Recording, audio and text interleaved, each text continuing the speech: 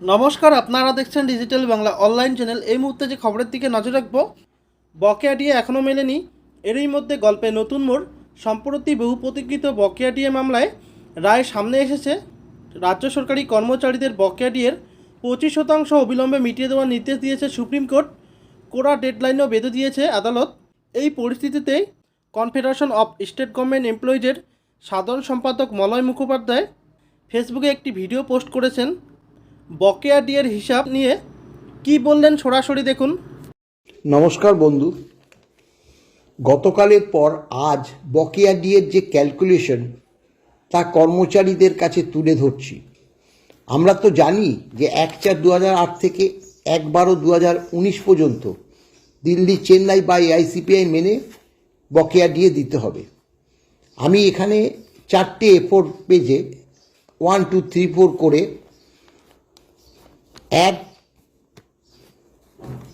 1/4/8 থেকে 1/12/19 পর্যন্ত প্রতি মাসের ব্যাকলগ একজন এক নম্বর স্কেলের 7,000 টাকা ধরে, কারণ 6,600 তাতে দুটো ইনক্রিমেন্ট যোগ করে তা তুলে ধরেছি। তার প্রথম পেজটা লক্ষ্য করুন। প্রথমে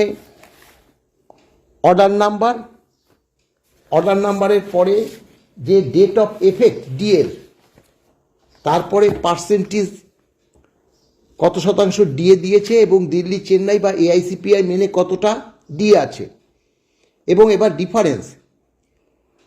ডিফারেন্সের পরে একজন 1 নম্বর স্কেল 7,000 টাকা এবং কত শতাংশ ডিএ বকেয়া তার হিসাব। অর্থাৎ লক্ষ্য করুন, একটা বলে দিচ্ছি।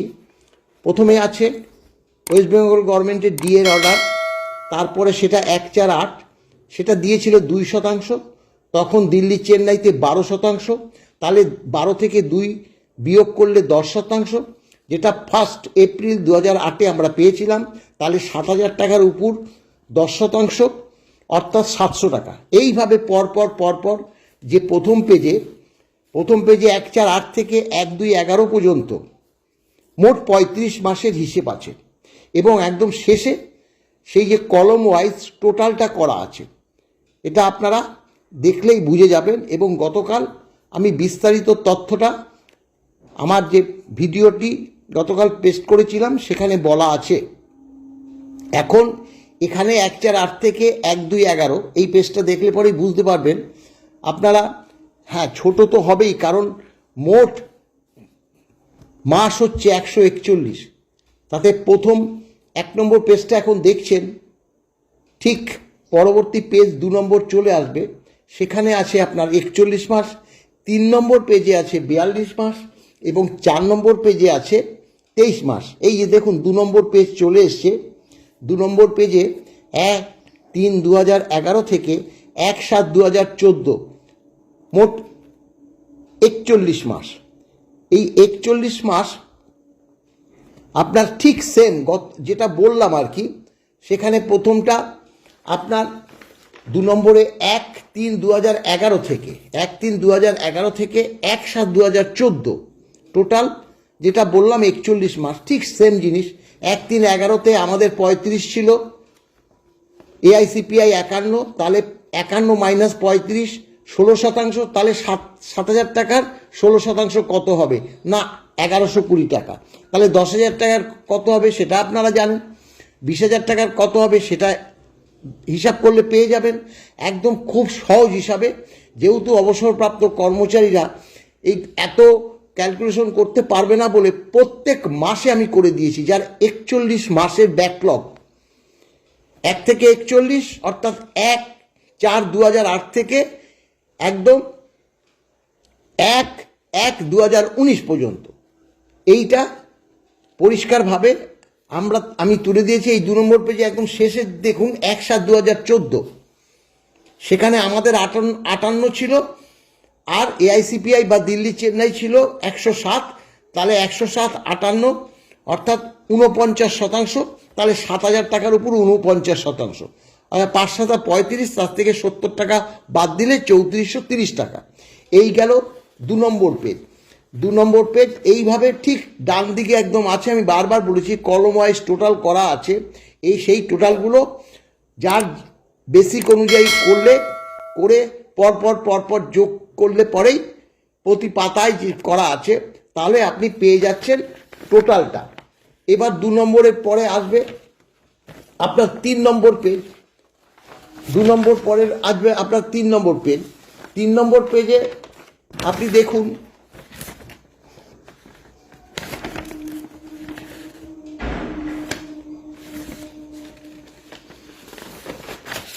তিন নম্বর পেজে 1/8/14 থেকে 3 নম্বর পেজ চলে এসছে 1/8/14 থেকে 1/1/18 1/1/18 এখানে আপনার এখানে 42 মাস, এখানে 42 মাস। তার প্রথমটা হচ্ছে 1/8/14, যেখানে আমাদের 58, দিল্লি চেন্নাই বা এআইসিপিআই 107, তাহলে 107 - 58, এখানেও 49 মাস, ওই একই 3,430 টাকা। এটা প্রত্যেকটা 6 মাস অন্তর অন্তর, যেহেতু 6 মাস করে যেহেতু ডিএটা দেওয়া হয়, তাই পরবর্তীটাও এই পেজে চলে এসছে। 3 নম্বর পেজের শেষে যেটা আছে 1/1/18, 1/1/18 এখানে আমাদের তখন 100% দিল্লি চেন্নাই এবং আদার্স স্টেট গভর্নমেন্ট বা এআইসিপিআই 142 থেকে 100 বাদ দিলে 42% বকেয়া। আপনার বেসিকের উপর করবেন, 7,000 টাকার বেসিকে করেছি, 2,940 টাকা হয়েছে। আপনার বেসিকে সেটা যা হবে 10,000 টাকায় যেটা হবে, 20,000 টাকায় যেটা হবে সেটা। এইভাবে এই যে 1, 2, 3টে পেজ বলা হয়ে গেল। এবার শেষে 4 নম্বর পেজ আসছে। আপনারা এখানে আমি যেটা বলেছি সরকারের, গতকালই বলেছি, ডিএর অর্ডার নাম্বার সরকারের মানে ওয়েস্ট বেঙ্গল গভর্নমেন্টের, সেটা আমি দেখিয়েছি, এখানে লেখা আছে। আর ওই যে দিল্লি চেন্নাইয়ের যে কেন্দ্রীয় হারে ডিএটা দিয়েছো, তার প্রতিটি অর্ডার আমাদের কাছে আছে। কালকে আমি সেটা দেখিয়ে দিয়েছি। প্রতিটি অর্ডার দিলে আরও ছোট হয়ে যাবে, আমাদের কাছে আছে। অর্থাৎ এখানে তো এইটা চ্যালেঞ্জ হয়েছিল বলেই তো আমরা আজকে 1/4/2008 থেকে 1/12/2019 পর্যন্ত যে ব্যাকলগগুলো মানে সর্বোচ্চ আদালত দিতে বলেছে। এই যে 4 নম্বর পেজ চলে এসছে। 4 নম্বর পেজে অর্ডার নাম্বার পরবর্তী 1/2/18 থেকে 1/12/19 শেষ, 4 নম্বর শেষ। এখানে দেখুন কত মাস আছে।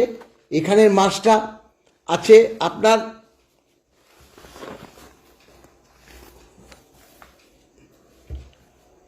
23 মাস, 23 মাস আছে। টোটাল 141 মাস। ঠিক এটারও প্রথমটা আমি একবার বলে দিচ্ছি।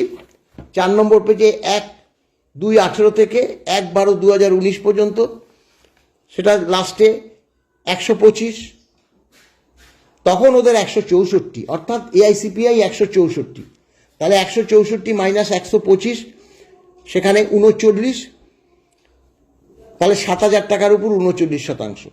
এখন ঘটনাটা হচ্ছে এর মধ্যে 54% ডিউজ আছে, 50% ডিউজ আছে যখন আমরা মামলা করেছিলাম।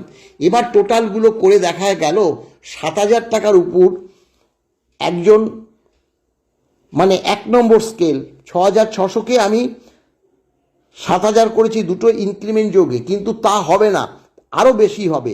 কারণ হচ্ছে আমি সেটাও ক্যালকুলেশন করেছি, 9,700 টাকার মতো হচ্ছে একজন 1 নম্বর স্কেলের। তাহলে কিছুটা তো আরও বাড়বে, অততে তো যাওয়া যাচ্ছে না বলে আমি 1 নম্বর স্কেল 7,000 করেছি। এইবার দেখুন পাটিগণিতের নিয়ম অনুসারে যদি আপনার 7,000 টাকার উপর টোটাল হয়েছে 3,19,890 টাকা, 3,19,890 টাকা, অর্থাৎ 3,20,000 টাকা কম বেশি। তাহলে 1,000 টাকার উপর কত হচ্ছে আমি সেটা বার করেছি 45,714 টাকা বা 715 টাকা। এবার দেখুন 10,000 টাকার উপর ইজি, যার 10,000 টাকার বেসিক, সে 4,57,000 সামথিং, 15,000-এ 6,85,000 সামথিং, 20,000-এ 9,14,000 সামথিং, 30,000-এ 13,71,000 সামথিং।